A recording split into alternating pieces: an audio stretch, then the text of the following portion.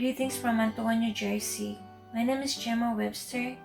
I'm sharing my experience of God's goodness and miracle in my life. This Lenten season, I just want to share my testimony, my story, my encounter with God. What faith can do in your life when you just trust God with all of your heart. I am a breast cancer survivor and a Guillain-Barré syndrome survivor. January 12, 2018, I was diagnosed with breast cancer on the right side of my breast. But I decided to have a double mastectomy and I undergo 8 sessions of chemotherapy and I lost all my hair. It was a difficult moment of my life. I didn't tell my family back home in the Philippines about what I go through because I don't want my mom to worry about me. So I just hid it to myself, and then few people that I know here in the US that I tell about that I was diagnosed with cancer. I prayed to God. I cried a lot.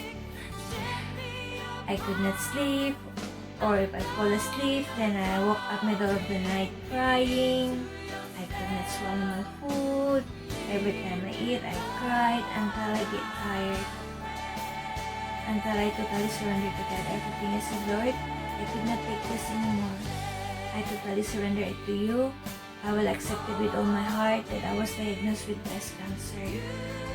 I prayed that you will use my doctor to treat me as an instrument for my healing. And then bless wisdom for my doctor, Lord, that they're doing the right thing. What is this for me? For my healing. Then I pray that my procedure went well, successful procedure, good recovery, no blood transfusion, and whatever treatment like the chemotherapy goes well. Then praise God, everything went well. I have good recovery.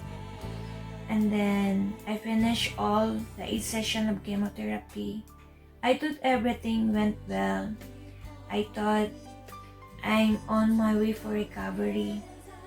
Then naman after I go back for work, without knowing I got sick again. It feels like I have a cold or catching flu. Then I had a fever. Then I'm aware of that. If I had a fever, I need to go to the emergency. But I waited for the next day. The fever will go away. But it get worse. The next day, it feels like I'm going to die. I'm going to pass out.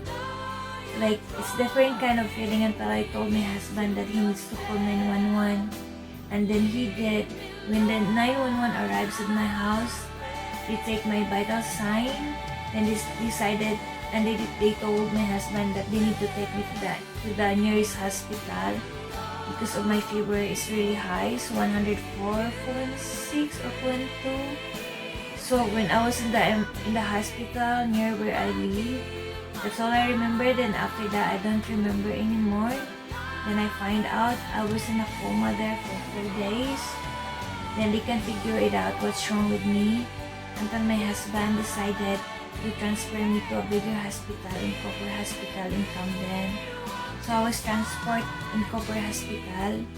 When I was in there, they put me in the isolation just in case I have contagious disease. Then find out I had trouble breathing, so they put me in the ICU, intensive care unit. Then when I was in there, then it get worse. Then I had trouble breathing.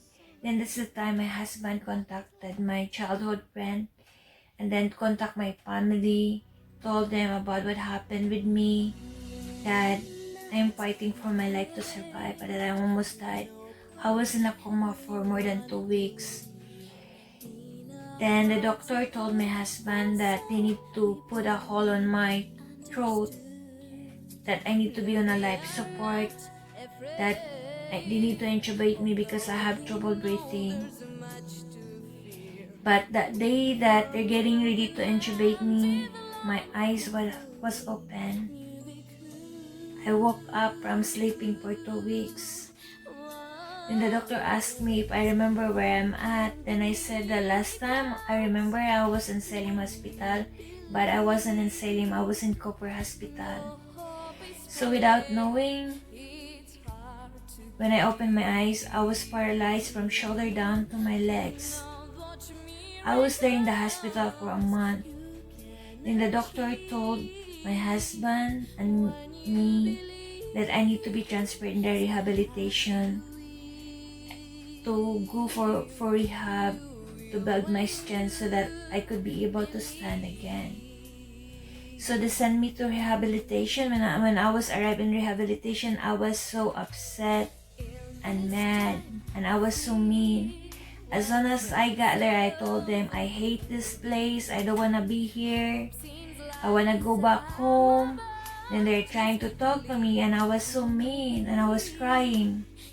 Then the next day is my first day of my rehab, but before that, I was eating breakfast. I guess that time I'm the youngest one because mostly the people there is older than me. Everybody's like wearing in the wheelchair, and everybody's sitting down in the wheelchair, and I was sitting down in the wheelchair too. Then when I was starting doing my rehab, my physical therapy, 3 people was helping with me. Then they got hard time. Then I was in so much pain. Then I don't have strength in my legs. I could not able to stand. Then the physical therapy doctor come up to me and then talking to me. Then I asked him what's wrong with me. And then he said, you didn't know what's wrong with you? And I said, no, nobody told me, even my husband. And then he said, you're diagnosed with Guillain-Barré syndrome, GBS. Then I said, I still be able to walk again, doc? And then he said, it's all up to you. So after I did my first day of rehab, they sent me back to my room. Then I googled it. I look at the meaning of GBS, Guillain-Barré syndrome. It's like your immune system is attacking on your nerves. And I was crying, and I asked God why all these things happening to me. That I'm not that bad. I'm not a bad person. Then I always pray. Then what's gonna happen with my family because they're relying on me? What's gonna happen with my husband? What's gonna happen with my job because I've been out? I just go back to work. I've been out for 6 months because of breast cancer. Then I just go back to work for like a month, and I'm sick again, and I am paralyzed from my shoulder down to my legs. I was crying, and I told God, Lord, I don't understand what's going on in my life right now. You are the only one alone can make me understand. Lord, I just totally surrender to you everything. I totally surrender to God because no one can help me except God. I said, Lord, I just totally surrender to you everything. Just give me peace of mind. I know it's so hard. Just, Lord, please let me act normal despite with my disabilities. Like I know even though I go through something, I didn't like what I had. I didn't regrets. I didn't blame God, but I'm just so thankful for what I go through. I told God, just give me the strength, Lord. Just give me the strength and the courage that I could be able to do whatever my therapist wants me to do. Because I undergo speech therapy, physical therapy, and occupational therapy. And I cried and I said, Lord, just give me the strength. Just give me the strength. I'm not rushing for my healing. I'm gonna wait until when is the perfect time for me that I'm deserved for that healing, Lord. That's all I said. Like, just let me enjoy the journey, Lord. Just let me enjoy the journey. So that time when I was in the rehab, a lot of people loves me when I was in the nursing home. I just enjoy. Even though I'm disabled, but I act like I'm not. I work hard for my recovery. The next time that I'm going for my rehab, I asked my therapy that I'm just gonna do it because they use a sliding board. So I I slide myself from bed to wheelchair. They're just watching me, and then I just do it myself. And then I keep working hard on my upper part so that I could be able to try to hold on and then have strength. And every time I see people walking with a walker, that's all that my wish is. Lord, I didn't want for anything. I didn't ask that I could be able to walk normal again. I asked God, even if I can walk using a walker, Lord, I will be okay. That's all I asked to God. I didn't ask anything more than that. Then my first step I've learned is, my first step I did is like 150 steps. Then I am so very proud of myself. I started to learn to walk like a 1-year-old kid. It was so hard, but I just keep walking and walking until like it's keep improving every time while I was in the rehab. Then on my last day at the rehab, my therapy, when I was ringing the bell, he was telling me, just keep on walking, Gemma, just keep on walking. So when I go home, I continue keep doing my therapy, and I keep walking and walking slowly. And then I go to Planet Fitness until I'm able to walk back again normal. God is really good. There's nothing impossible with Him. You just trust, like no matter how impossible it is, no matter how difficult, like, because when we just trust God, it's okay to question God, but just hold on that faith that there's nothing impossible with Him. He can turn everything in different ways if we just trust Him. Like, I don't know what I'm gonna do without Him.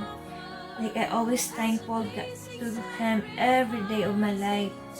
Because of Him, like every day I live life to the fullest every day. I give all the best every day because there's no guarantee for tomorrow. Because when that happened to me, God gave me a second chance to live.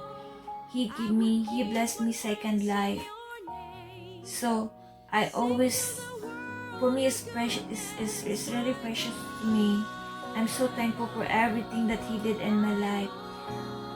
I give all the glory to Him for everything that He did in my life. I hope I inspire other people for my sharing, for my testimony. Thank you for listening, and God bless you all.